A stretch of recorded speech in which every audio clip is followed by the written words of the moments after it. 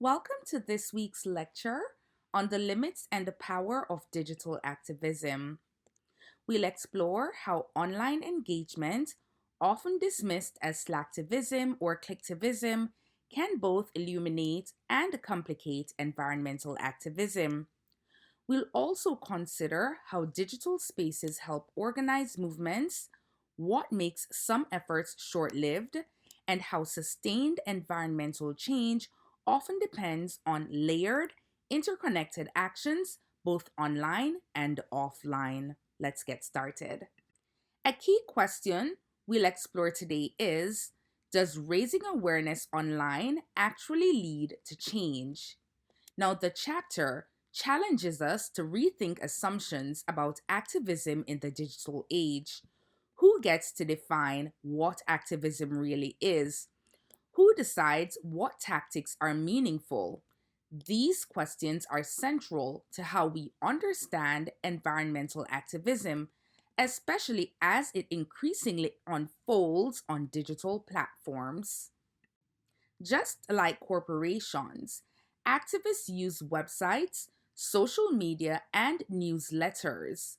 But while PR theory tends to favor corporate relationships, activist communication is often treated as fringe or antagonistic. For environmental activists, this raises the question: are we using these tools as resistance or just mimicking institutional behavior?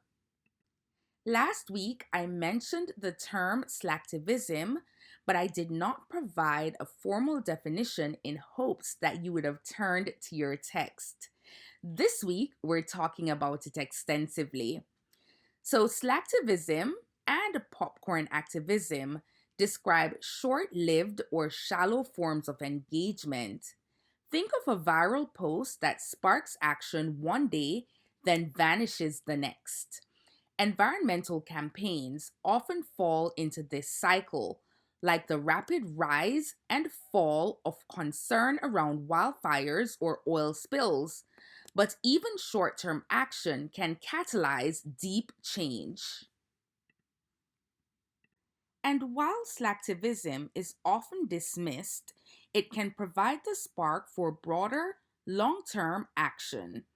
Models from public health and communication show how influence spreads across intrapersonal, community, and policy levels. In environmental activism, digital actions must start as low stakes, but with strategy and persistence, they can lead to institutional and legislative change. It's important to note that online activism is not random, it's strategic. Just like public relations teams carefully curate brand messages, environmental activists use hashtags and digital storytelling to amplify their message about their cause. These stories become part of the digital archive of resistance, a critical component of how movements are remembered and sustained. And for environmental activists, it's vital to blend online visibility with offline action. Storytelling should be authentic and culturally relevant, and campaigns should value all contributors, from donors to organizers. Now, as you're working through your position papers this week, keep in mind these key propositions offered by the text. First, slacktivism isn't inherently negative.